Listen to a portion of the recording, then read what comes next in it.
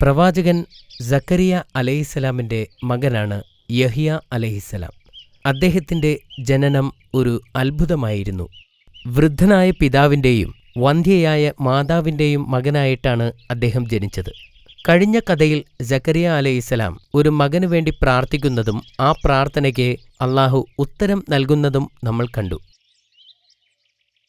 അള്ളാഹു ആ നല്ല വാർത്തയുമായി മലക്കുകളെ അദ്ദേഹത്തിൻ്റെ അടുത്തേക്ക് അയക്കുകയും അള്ളാഹു തന്നെ അദ്ദേഹത്തിന് യഹ്യ എന്ന് പേരിട്ടതായി മലക്കുകൾ അദ്ദേഹത്തെ അറിയിക്കുകയും ചെയ്തു.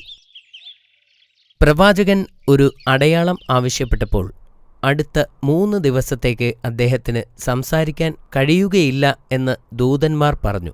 മലക്കുകൾ പറഞ്ഞതുപോലെ അടുത്ത 3 ദിവസത്തേക്ക് അദ്ദേഹത്തിന് സംസാരിക്കാൻ കഴിഞ്ഞില്ല.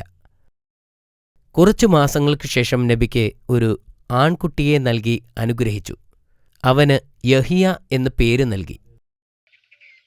കുട്ടിയായിരിക്കുമ്പോൾ മറ്റു കുട്ടികളിൽ നിന്നും വ്യത്യസ്തനായിരുന്നു യഹ്യ. എപ്പോഴും കുട്ടികൾ തമാശയുടെ ലോകത്തായിരിക്കും. എന്നാൽ യഹ്യ എപ്പോഴും ഗൗരവമുള്ള കാര്യങ്ങളായിരുന്നു ചെയ്തിരുന്നത്. മിക്ക കുട്ടികളും മൃഗങ്ങളെ ഉപദ്രവിക്കുന്നതിൽ സന്തോഷിച്ചിരുന്നു.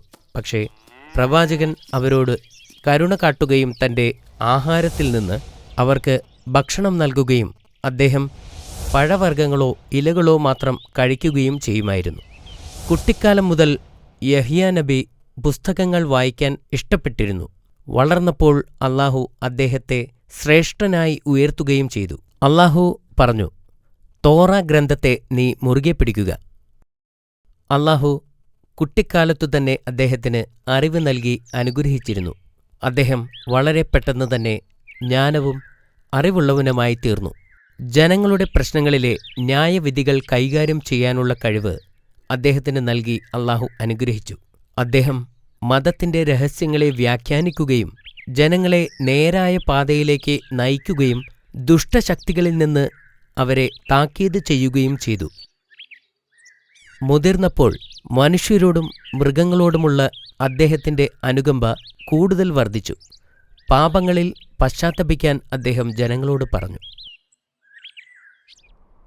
കുറച്ച് ദിവസമായി കാണാതായ തങ്ങളുടെ മകനെ അന്വേഷിച്ചുകൊണ്ടിരിക്കുകയായിരുന്നു സക്കരിയ നബി അലൈഹിസ്സലാമും അദ്ദേഹത്തിൻ്റെ ഭാര്യയും. അവർ പലയിടത്തും അന്വേഷിച്ചുകൊണ്ടിരുന്നു. ഒടുവിൽ ജോർദാൻ നദിയുടെ തീരത്ത് വച്ച് പ്രവാചകനെ കണ്ടെത്തുകയുണ്ടായി.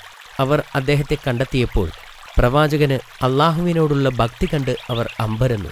അള്ളാഹുവിനോടുള്ള അവരുടെ മകൻ്റെ അമിതമായ ഭക്തി കണ്ട് അവർ വിതുമ്പിക്കരഞ്ഞു. മറ്റൊരു സന്ദർഭത്തിൽ 3 ദിവസമായി വീട്ടിൽ വരാതിരുന്ന പ്രവാചകനെ തിരയുകയായിരുന്നു സക്കരിയ നബി അലൈഹിസ്സലാം. സക്കരിയ നബി അലൈഹിസ്സലാം അദ്ദേഹത്തെ കണ്ടെത്തുമ്പോൾ പ്രവാചകൻ ഒരു കല്ലറയിലിരുന്ന് തേങ്ങുകയായിരുന്നു.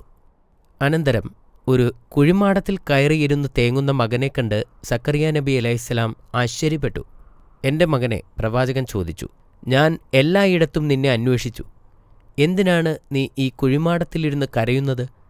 എൻ്റെ പിതാവേ, പ്രവാചകൻ പറഞ്ഞു, സ്വർഗവും നരകവും തമ്മിൽ ബന്ധിപ്പിക്കുന്ന പാലം കടക്കാൻ കണ്ണുനീർ കൊണ്ട് മാത്രമേ കഴിയൂ എന്ന് താങ്കൾ എന്നോട് പറഞ്ഞിട്ടില്ലേ?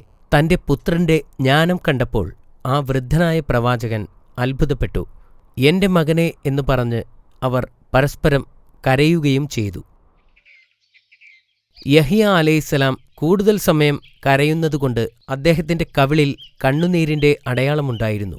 യഹ്യ അലൈഹിസ്സലാമിന് കൂടുതൽ അനുയോജ്യമായിരുന്നത് തുറസായ സ്ഥലങ്ങളായിരുന്നു. ഭക്ഷണത്തെക്കുറിച്ച് അദ്ദേഹം ചിന്തിക്കാറില്ല. വിശക്കുമ്പോൾ പുല്ലും ഇലകളും ഭക്ഷിക്കും. അദ്ദേഹത്തിന് ഉറക്കം വന്നാൽ മലമുകളിലോ മാളങ്ങളിലോ എവിടെ വേണമെങ്കിലും ഉറങ്ങും.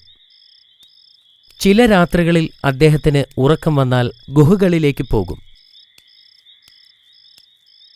പ്രവാചകൻ ഇപ്പോഴും പ്രാർത്ഥനയിൽ മുഴുകുമായിരുന്നതുകൊണ്ട് ഗുഹയ്ക്കകത്തുള്ള സിംഹത്തെയോ മറ്റു മൃഗങ്ങളെയോ ശ്രദ്ധിക്കാറില്ല. അതിനകത്തുള്ള ജീവികൾക്ക് ചെവി കൊടുക്കാതെ അദ്ദേഹം ഗുഹയ്ക്കുള്ളിൽ പ്രാർത്ഥിക്കുകയോ ഉറങ്ങുകയോ ചെയ്യുമായിരുന്നു. എന്നാൽ മൃഗങ്ങൾ അദ്ദേഹത്തെ പെട്ടെന്ന് തിരിച്ചറിയുകയും അവർ ഗുഹയ്ക്കുള്ളിൽ നിന്ന് ഇറങ്ങിപ്പോവുകയും ചെയ്യും. ചിലപ്പോൾ പ്രവാചകൻ തൻ്റെ സ്വന്തം ആഹാരമെടുത്ത് ഈ മൃഗങ്ങളെ തീറ്റുമായിരുന്നു. അതിൽ അദ്ദേഹം തന്റെ ആത്മാവിനു വേണ്ടിയുള്ള പ്രാർത്ഥനയോടെ തന്നെ സംതൃപ്തിയുണ്ടായിരുന്നു. പിന്നീട് അദ്ദേഹം രാത്രിയുടെ ബാക്കി ഭാഗം കരഞ്ഞുകൊണ്ട് അള്ളാഹുവിനെ സ്തുതിക്കാൻ വിനിയോഗിച്ചു. അള്ളാഹുവിനെ ആരാധിക്കുവാൻ വേണ്ടി യഹിയ നബി അലൈഹിസ്സലാം ആളുകളെ വിളിച്ചു വരുത്തി. സ്നേഹവും സമർപ്പണവുമെല്ലാം കൊണ്ട് അദ്ദേഹം അവരെ കരയിപ്പിച്ചു. സത്യസന്ധമായ വാക്കുകളിലൂടെ അദ്ദേഹം അവരുടെ ഹൃദയം കീഴടക്കി. ഈ കാലഘട്ടത്തിലാണ് ഹെരോദ് ആന്റിപ്പസ് എന്ന ദുഷ്ടനായ രാജാവ് പലസ്തീനിൽ ഭരണം നടത്തിയിരുന്നത്. രാജാവ് തന്റെ സഹോദരന്റെ മകളായിരുന്ന സലോമിയുമായി പ്രണയത്തിലായിരുന്നു. ആ സുന്ദരിയായ സലോമിനെ വിവാഹം ചെയ്യാൻ അവൻ തീരുമാനിച്ചു. സഹോദരന്റെ മകളെ വിവാഹം കഴിക്കുന്നത് പാപമായിരുന്നെങ്കിലും രാജാവിനെ എതിർക്കാൻ ആരും ധൈര്യപ്പെട്ടില്ല. അവളുടെ അമ്മയും പലസ്തീനിലെ പണ്ഡിതന്മാരുമൊക്കെ ഈ വിവാഹത്തിന് പ്രോത്സാഹിപ്പിച്ചു. അവർക്ക് രാജാവിന്റെ പ്രീതി സമ്പാദിക്കുന്നതിനായിരുന്നു ഇങ്ങനെ ചെയ്തത്. എന്നാൽ രാജാവിന്റെ പദ്ധതികളെക്കുറിച്ച് കേട്ടപ്പോൾ പ്രവാചകൻ രോഷാകുലനായി. അത്തരമൊരു വിവാഹം പാപകരമാണെന്ന് അദ്ദേഹം പരസ്യമായി പ്രഖ്യാപിച്ചു. പ്രവാചകൻ എല്ലാവരെയും വിളിച്ചു ചേർത്തു. എന്നിട്ട് പറഞ്ഞു, ഒരിക്കലും ഈ വിവാഹം അംഗീകരിക്കില്ലെന്നും ഇത് തൗറാത്തിന്റെ നിയമത്തിന് എതിരാണെന്നും അദ്ദേഹം പറഞ്ഞു. പ്രവാചകന്റെ പ്രഖ്യാപനം കാട്ടുതീ പോലെ പടർന്നു. സലോമി ഇത് കേട്ടപ്പോൾ വളരെ രോഷാകുലയായി. ആ രാത്രിയിൽ പ്രവാചകനെ കൊല്ലാൻ സലോമി ഗൂഢാലോചന നടത്തി.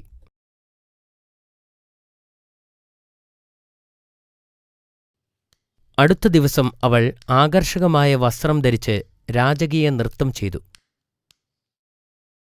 ഇത് രാജാവിന്റെ മോഹത്തെ ഉണർത്തി. അവൾ ആഗ്രഹിച്ചതെന്തും ചെയ്യാൻ അയാൾ തയ്യാറായി. അപ്പോൾ അവൾ രാജാവിനെ അറിയിച്ചു, യഹിയ എന്ന പ്രവാചകന്റെ തല ഒരു തളികയിൽ കൊണ്ടുവയ്ക്കാൻ ഞാൻ ആഗ്രഹിക്കുന്നു. അങ്ങയുടെയും എന്റെ ഈ രാജ്യത്തിന്റെയും മുഴുവൻ ബഹുമതിയും അദ്ദേഹം അശുദ്ധമാക്കിയിരിക്കുന്നു. നിങ്ങൾ എനിക്ക് ഈ ആഗ്രഹം സാധിച്ചു തന്നാൽ ഞാൻ നിങ്ങൾക്ക് എന്നെ തന്നെ സമർപ്പിക്കും. രാജാവ് അവളുടെ സൗന്ദര്യത്തിൽ മയങ്ങി പ്രവാചകനെ വധശിക്ഷയ്ക്ക് വിധിച്ചു. എന്നിട്ട് അദ്ദേഹത്തിന്റെ ശിരസ് തളികയിൽ വച്ച് സലോമിക്ക് നൽകി. ആ ദുഷ്ടസ്ത്രീ അത് കണ്ടപ്പോൾ വളരെയധികം സന്തോഷിച്ചു. എന്നാൽ അവരുടെ സന്തോഷം അധികനേരം നീണ്ടുനിന്നില്ല. പെട്ടെന്ന് തന്നെ അള്ളാഹുവിന്റെ പ്രിയപ്പെട്ട പ്രവാചകന്റെ മരണത്തിന് പ്രതികാരം ചെയ്യപ്പെട്ടു. സലോമി മാത്രമല്ല, ബനി ഇസ്രായേൽ സകലതും ആക്രമണകാരികളാൽ ശിക്ഷിക്കപ്പെടുകയും രാജ്യം തകരുകയും ചെയ്തു. മാഷാ അല്ലാ, നല്ല കഥയായിരുന്നു ഇത്. കഥ ഇഷ്ടപ്പെട്ടതിൽ ഞാൻ സന്തോഷിക്കുന്നു. ഇന്നെന്നോട് ചോദ്യങ്ങളൊന്നും ചോദിക്കുന്നില്ലേ? ചോദിക്കാം. നീ റെഡിയാണോ? അതെ. ശരി. പ്രവാചകൻ യഹിയ അലൈഹിസ്സലാമിന്റെ പിതാവ് ആരാണെന്ന് പറയൂ.